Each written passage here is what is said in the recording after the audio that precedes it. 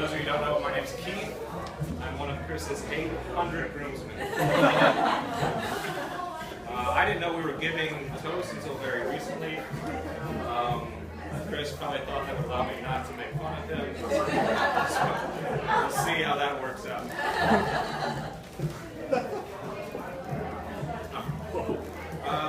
Chris and I met in church when I was 5 and he was 7.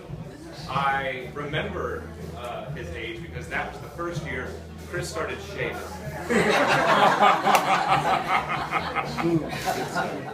I'm sorry, drinking.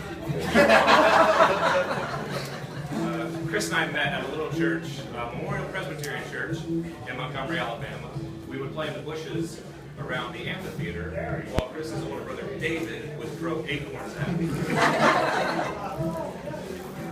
After it could have been rocks. Could have. After a couple years, Chris's family and my family started going to different churches, and since we went to different schools, I didn't see him again for many years.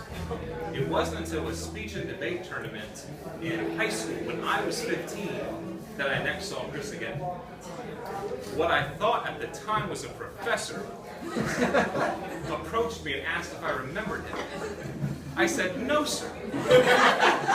"Are you maybe a friend of my parents?" And he said, "No, it's me, Chris Miller.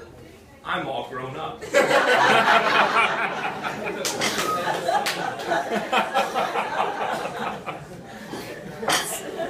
Puberty had hit Chris like Mike Tyson in the 80s.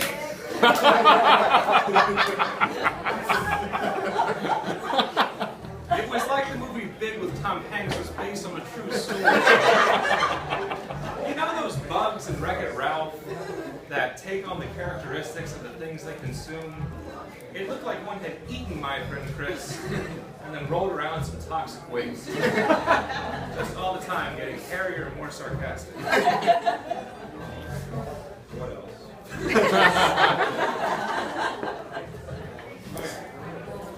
So despite being trapped in a lumberjack's body, Chris never forgot his roots. Those roots being one of a comic book reading, video game playing nerd. Chris is a nerd.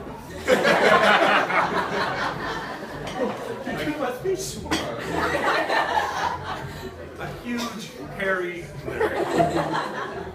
Chris looks like Chewbacca mated with C-3PO.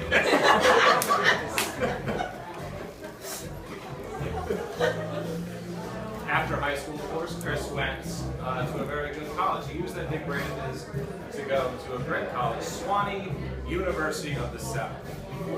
Woo! Here, here. Now, I know many of you here are from the north, so when you hear University of the South, you may conjure up images of a bunch of overall-wearing, buckwheat-chewing, barefooted hillbillies drinking moonshine for brunch and taking lectures from a pig that has learned to talk. And of course, that's ridiculous, absurd. Because at Sewanee, they don't wear overalls, they wear robes. Great, flowing black robes, like in Harry Potter and the Order of the Phoenix. Or the Sorcerer's Stone. No, just not. With this degree, Chris, of course, has begun his life's work of practicing law. It's a perfect fit. It allows him to play to his greatest strength of being the smartest guy in the room. It also doubles for him as an excuse to practice his 2 favorite hobbies: drinking whiskey and never admitting that he's wrong.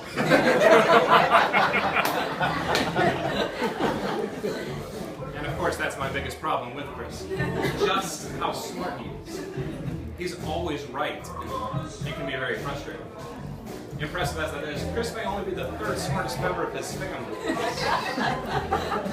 On the few times I went over to the Miller's house for dinner, Chris's father Richard always impressed me with his vast intelligence and dry wit, and Chris's older brother David threw acorns at me.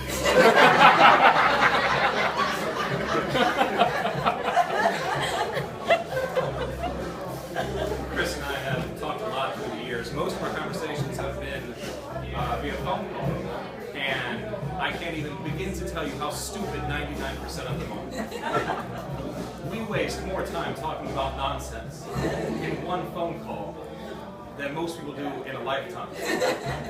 We once spent 2 hours debating what would happen if we sent zombies back in time to live with the dinosaurs.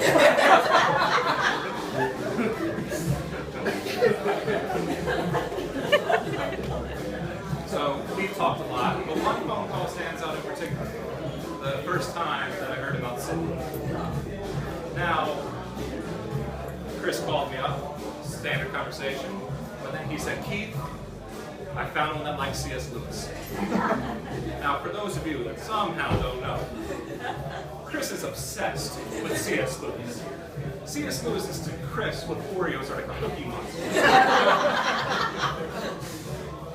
If I was dangling from a cliff, my grip slipping, my screams getting louder, and on the other side, teetering on the edge, was a first edition copy of the Screwtape Letters. Chris would run out to the sea. He'd look over at me. He'd look over at the book. He'd look back at me.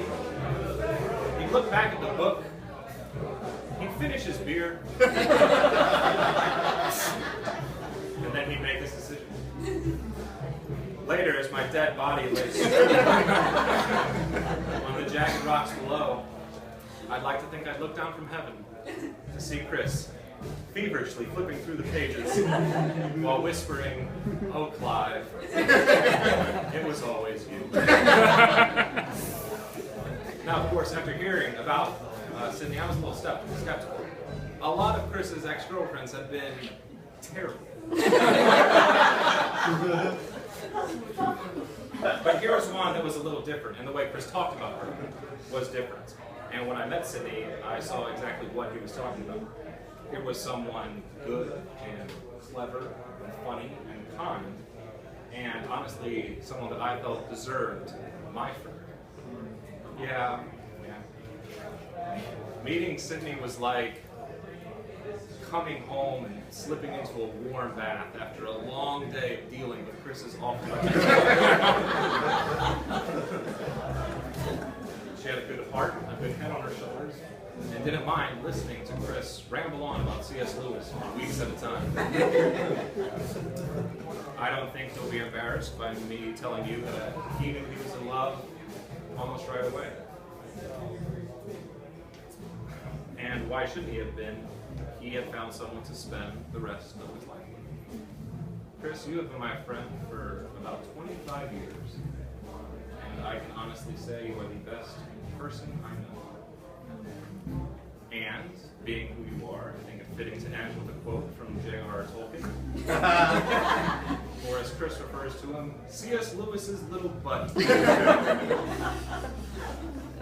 Because I know with Sydney by his side, Chris's story will say that he lived happily ever after to the end of his days.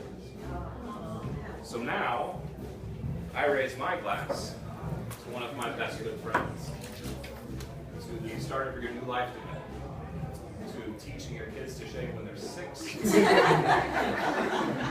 reading Chronicles of Narnia to them when they're 2, and to being friends with both of you for 25 more years, 25 years after that, to the end of our days. To Chris and to Sydney. Cheers.